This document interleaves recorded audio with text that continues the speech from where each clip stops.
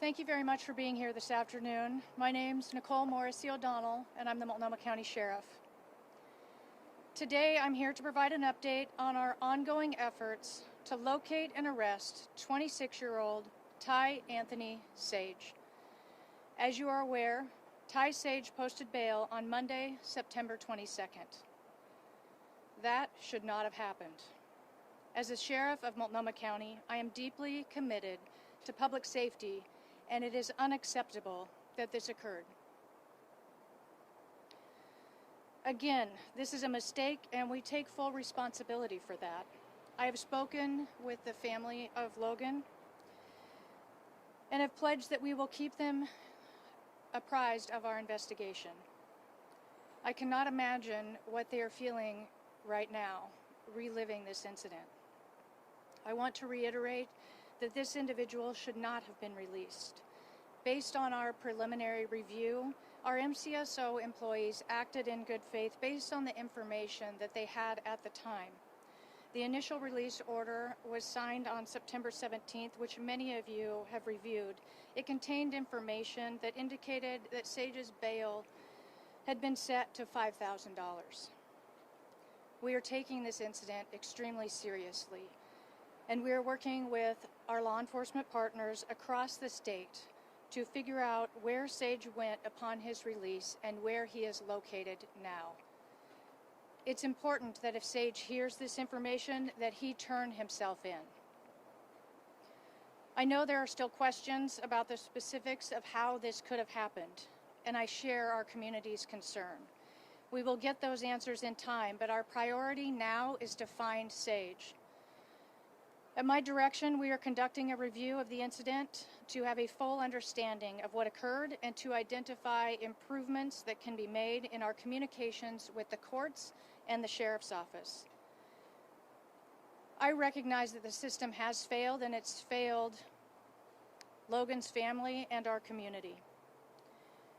We hold the ultimate responsibility for a person's release. In this case, we fell short.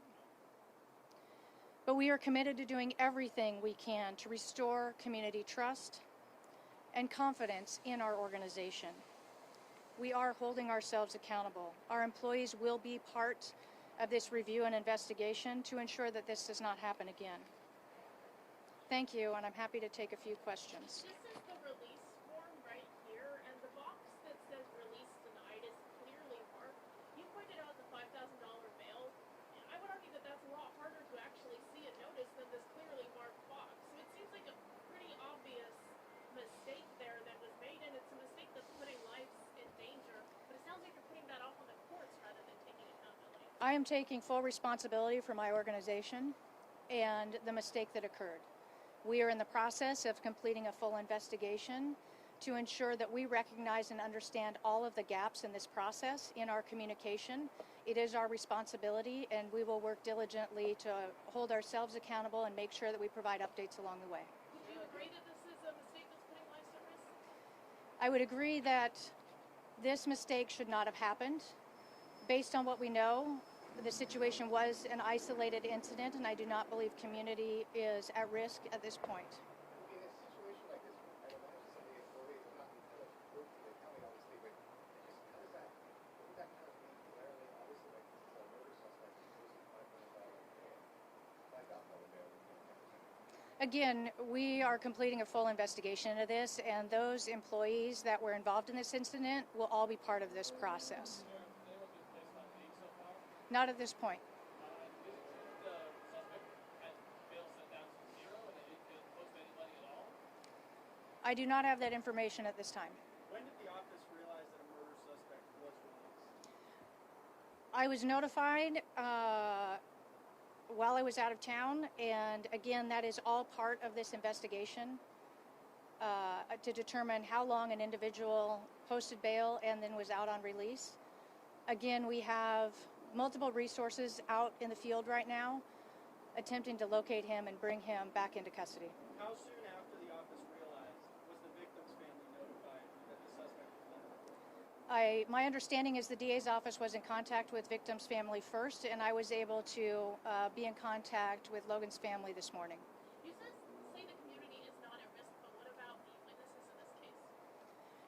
Again, we're working through the investigators that are searching for him right now, and I'll make sure that I get regular updates on that and provide any new information to our community if there's a safety risk. What safety measures have you taken to protect the witnesses? We're working closely with the DA's office right now to ensure that we're able to identify if there are other people involved in this case that we need to make aware of this situation. Logan's mom says she doesn't feel safe. Are you offering any safety measures for her?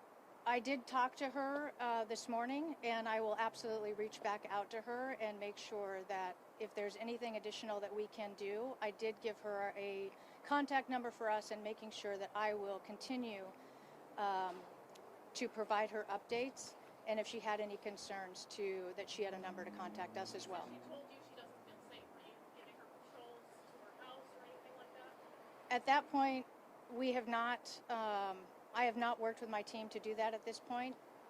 I will continue to maintain contact with her and make sure that we're doing everything we can to make her feel safe. Sage has about a 2-day. One more question, please.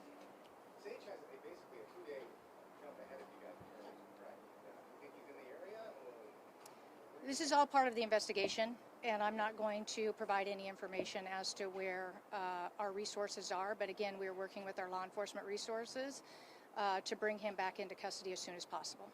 Okay, thanks everybody.